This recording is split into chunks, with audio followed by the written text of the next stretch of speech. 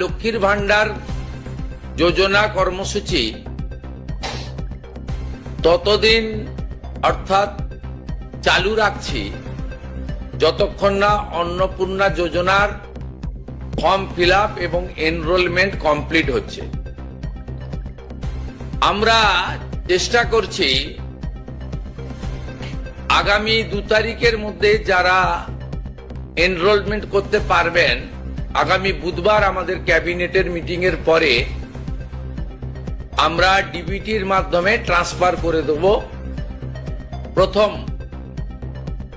কার্যক্ষেত্রে 1 তারিখ থেকেই বেনিফিটেড হবে তারা, জুন মাসের, কিন্তু যেহেতু এনরোলমেন্ট করতে হবে সেই জন্য আমরা আরো 2 দিন হাতে নিয়ে 3 তারিখে আমরা আপনাদের জানিয়ে দেব।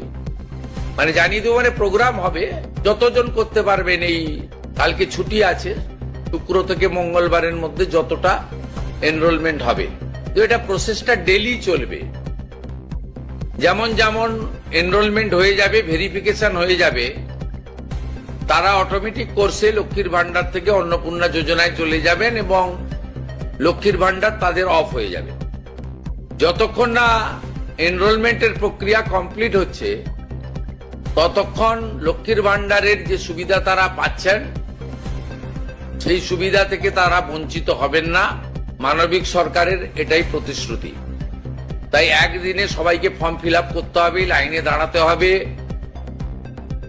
হুড়োহুড়ি করতে হবে, সব কাজ ফেলে আজকেই না করলে কালকে বঞ্চিত হব, এটা নয়। এটা একটা পার্মানেন্ট আপনাদেরকে বেনিফিট সরকার দিচ্ছে তার নিজস্ব কোষাগারের অর্থ।